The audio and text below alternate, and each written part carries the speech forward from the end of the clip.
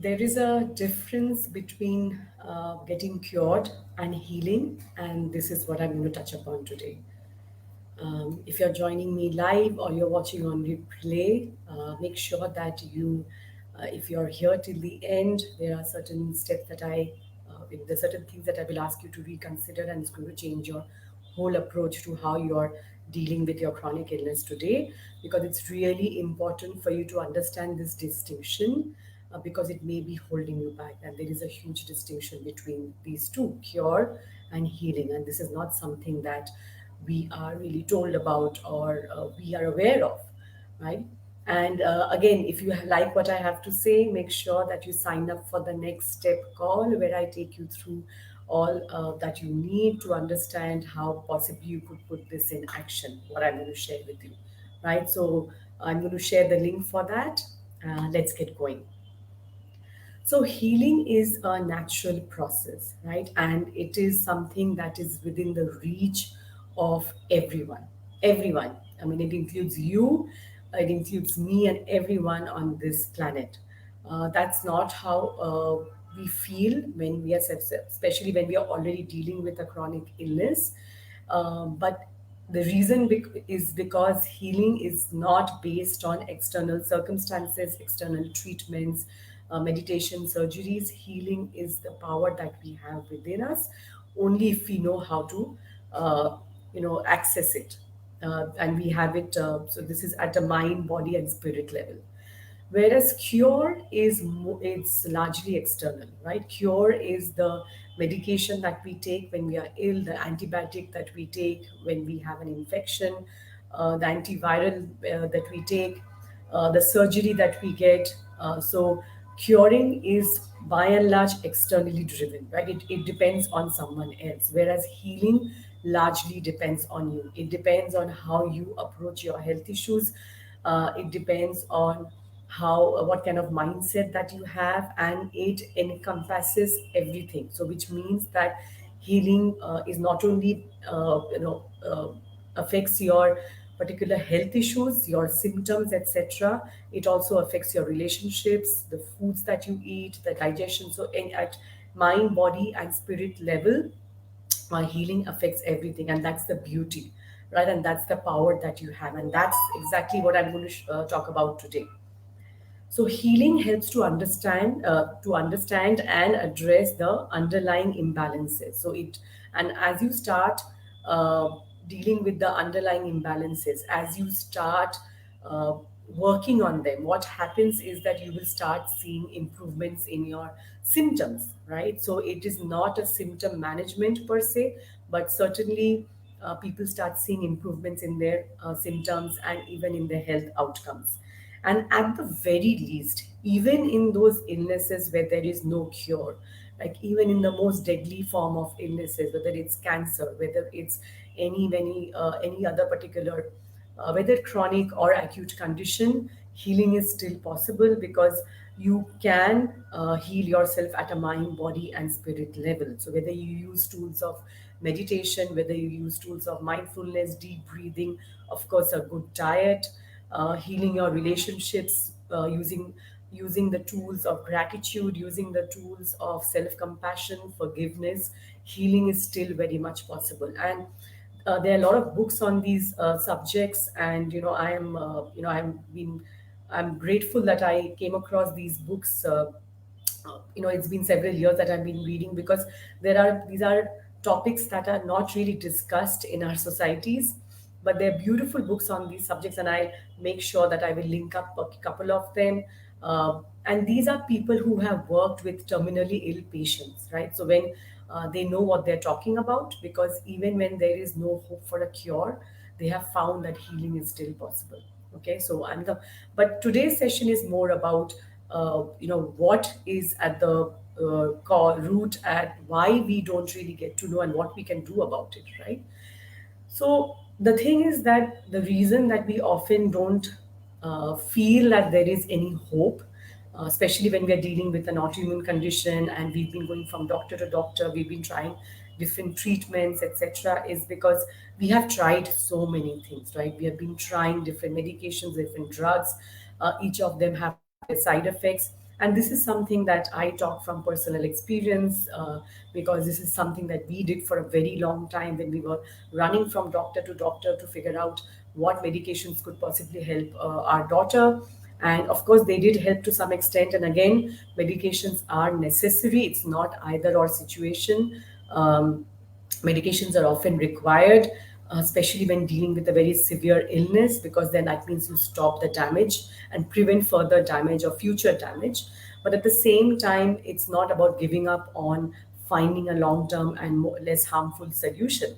And what happens is that we end up trying different medications, different drugs, different treatments and surgeries, and it helps to some extent, right? It's not that they don't help, but it's not something that gives us a long term solution, and that is where the problem lies. So, again, if we can change the way we think about healing and curing, then that can take us a long way. And this one-sided approach, one-dimensional approach, falls short in getting you the results that you want, right? And you, because it does not create space, it does not allow you to create space for helping you to heal, for creating health. It is more designed to treat disease.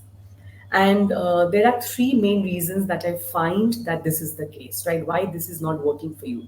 So you've been trying to see long-term improvements, and often what you do is you try your best. The doctors are trying their best, but it's at the best a stopgap measure. It's like a band-aid on a wound, right? And again, it's not so much about an either or situation, whether you either try conventional approach or you try say a functional medicine or more holistic approach.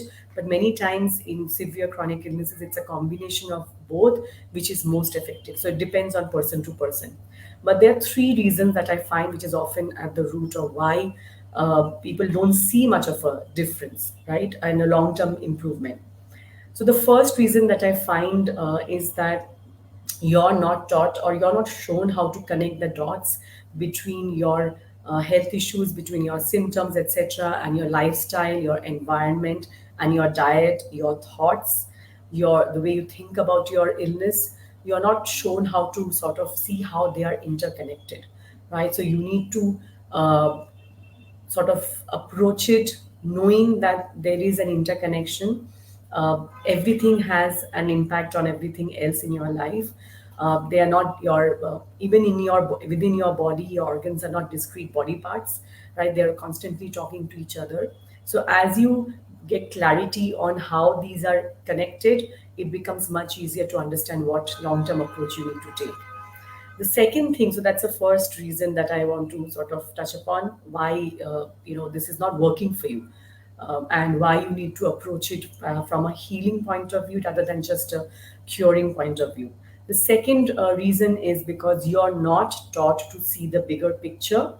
So when you're dealing with any kind of chronic illness, and even actually when you want to prevent one in the future, you're not really, we are not really taught to see the bigger picture and ask ourselves, why do I have this disease, right? Why is it that my immune system is not able to support or support my body's natural healing process, or what support do I need to give my body, my immune system, and even whatever else that you might be dealing with, right? So we are simply not taught this way. And of course, we know there is no guarantee, so even in spite of our best efforts, we can get sick, right? Your body is not a machine. um, so that's not the point, but we can do whatever. As I said, healing is not externally driven, so we can do whatever it takes to make sure that we support our body's natural healing process, right? So that even if we do fall sick, we recover faster, we have less intense symptoms. So all that can be also a big plus, right? So because we are not taught to ask ourselves, why do we have this disease? Why is it that we have this problem in the first place, and what possibly might be at the root of it? Because again, when we start asking these questions, when we start approaching any chronic illness with this kind of an attitude, it just changes the whole game. And we see this time and time again. And the third reason is that we are often at war with our own bodies, and I'm going to touch upon that in a bit in more details. Because what happens, we are taught to use very combative language, right? And I never really thought much about it till I started seeing the impact that it was having on my clients. And then when I sort of taught them to change their approach towards their own bodies, towards the way they were treating their illnesses, that had a massive impact, right? Positive impact. So the languages that we is very important. So languages that typically that we use and we see in popular media, whether it's any kind of publication, science publication, etc. We are taught to use languages like killing the virus, destroying the cancer, attacking the pathogenic microbe or bacteria, which is all well and good because that may be what we are trying to do, and sort of make sure that we survive, but it's not very conducive for our body's natural healing process, because we forget that the cancer cells that we are talking about, the microbes that we are talking about, the virus that we are dealing with are inside our own bodies. And when we are at war with our own bodies, we are really not supporting the healing process. We are not really supporting our bodies at a physical, emotional level that we need to. So changing the way we speak can have a massive impact, because it affects the way we actually support our body, the way it needs to. So just changing that language, that combative language, into a more gentler one can be really helpful, right? It's as simple as that. And so again, something that we are not really made aware of or taught about is that we need to stop being at war with our bodies, right? No matter what is going on with you, no matter what disease that you're dealing with, you need to stop being at war with your body. And by that I mean is that, let's just change the way you think about what your body is going through. And I've done a couple of videos, I've done some blog posts about this. I'm going to share that. But we need to be more compassionate towards our own bodies and for what it is going through. Only then we will be able to give the support that it needs. And I think this, and I've talked about it earlier, this is often the missing link in this entire picture. So, listening to our body's messages and adapting a more compassionate stance towards this can be life changing. And this is exactly what happened to a client of mine. Her name is Swati. Swati came to me with a host of autoimmune conditions. We worked together for about 6 months till something else came up. But she had been grappling with chronic diarrhea since 2007, and I'm talking about last year. So for about 12, 13 years, and she had been on round and round of antibiotics and steroids because it was just not coming under control. And it was baby steps all the way. The many things that we did, she was hardly eating anything. She was on a very, very restricted diet, so there was not much initially that I could do with her diet because it was already so restricted. But as she started listening to her own body, as she started treating her body as a friend for the first time in her life, as she started to listen to its messages, start paying attention, slowly over time, she made peace with it for what she was feeling. She used to have a lot of pain and low energy levels, fatigue, etc. And we finally, took us 5 long months, but we did figure out what was causing that particular, what was the trigger for her chronic diarrhea. And after so many years of medications and suffering with that, which was debilitating for her, we managed to sort of stop her diarrhea, right, for the first time in about 6 years. That's how crucial listening to your body can be, and that's how true healing works. Healing is not about symptom management. Healing has nothing to do with your external environment. So no matter what disease that you are dealing with, no matter what is going on, for the in the rest of the situation, there are many things that are in your control and within your power to change, and that starts from within. So there are a few suggestions that I have. These are the things that typically I lead my client through in our coaching sessions, and these are very simple but really effective in ways of helping you to understand how healing can work and start this whole process. So the first thing, because if you, as I mentioned, that there, I find that there are three things, three reasons why people struggle with healing from any chronic illness, right? What are the things that possibly we are all doing without really realizing, which is not really helping us? So one is that we are not really taught how to connect the dots between our lifestyle, our diet, and our thoughts and our environment, both internal and external. Second is we are not taught how to see the bigger picture and ask ourselves, why do we have this disease in the first place, and what possibly could be at the root of it. And the third is that we are constantly at war with our bodies, right? We are using combative language, whether it's killing the virus, destroying the cancer, attacking the pathogen, or some such kind of language, which is not really conducive to healing, right? It's not really helping you to uh, have a more compassionate approach towards your body and help to support it. So the few things that you can do today to sort of start the healing process is one is to change your language, right? Just become more, and that starts by becoming more aware of what kind of language are you using. Because I've seen people using that my body is betraying me, it has abandoned me, I don't know my body anymore, it's like a stranger, all kinds of things, right? So in effect that I am at war with my body. So rather than using language like that, just becoming more aware of it and starting to use a more gentle and compassionate tone is the first step, right? And just stopping yourself whenever you hear yourself using this kind of a language. The second is, of course, to start listening to your bodies, by which I mean as simple as taking out 5 minutes in a day to create the space to, it's like a safe environment to start listening to the messages that your body is trying to give you. And it's doing that every single day, right? This is actually a part of the self-care ritual that I recommend to my clients. It's, my part of my own self-care ritual where I take out at least 10 to 15 minutes in a day, usually first thing in the morning or even last thing at night. You can do it anytime in between, of course, and just sitting with yourself. And you can do it with a cup of tea or coffee that you're having. So it's completely up to you as to how you do it.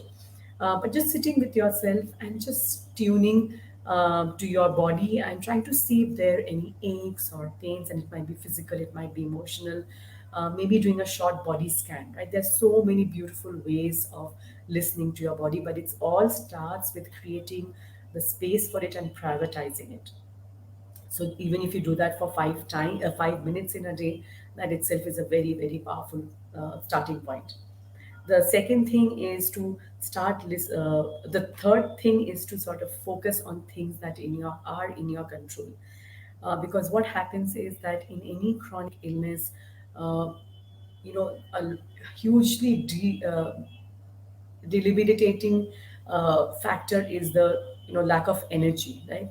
Because our metabolism goes for a toss at the cellular level. Most people feel a lot of fatigue and low energy levels, and then it becomes difficult to do really anything, right? So rather than trying to do everything, maybe just focusing on a few things which are in your control and that you can possibly heal from is really powerful. So maybe just one or two things that you identify and focus on can be really powerful rather than trying to change everything in your life. And this is a problem I often find that many people face, because again, we are not really taught the need to prioritize what is important in our life. So first, to understand what is important, what are the aspects of healing or creating health that you need to focus on, which will give you the biggest benefit initially. And secondly, just focusing on that and doing maybe one or maximum two things at a time. So for example, one of the first things that I help my clients do is to put in place a eating hygiene. As simple as that, right? Because I find that in this busy, hectic paced world, we don't take out the time to really make sure that we are enjoying our meals, sitting down, uh, paying attention to how we are feeling while we are eating our foods, in really enjoying, savoring it, which actually ensures a healthy digestion, getting our digestive juices flowing properly, and it has a huge impact in the digestion and absorption, and of course ultimately in energy levels. And I find that this is hugely lacking in today's society, because we are so busy, and it's become so fast paced. So as simple as an eating hygiene, which might look mean that for you there are absolutely no gadgets. When you are eating, you are simply sitting down at the table and enjoying your meal, either by yourself or with your loved one, doesn't matter.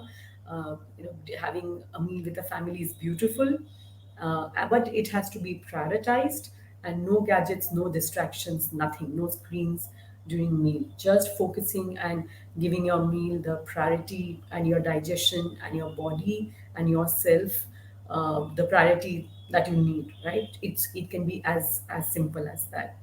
So just changing your language around how you talk about your body, how you talk about your disease, not being at war with it, not using very combative language can be really helpful. Start listening to your body, maybe taking out even 5 minutes a day, creating space for it, sitting down and making sure that you are taking the time to pay attention, and it can be in the form of a body scan, to maybe a journaling exercise. There's so many ways of doing that. And last but not the least, focusing on things that are in your control. Like I mentioned, eating hygiene, maybe a sleep, like bedtime ritual. There's so many small things that you can start with, which can have a big impact. Right? So again, if you like what I had to say and some of it resonated with you, make sure that you sign up and schedule the next step call with me, because then you can understand how you can actually implement this in your own life, and whether I can help you with that. Right? So I'll see you again soon tomorrow.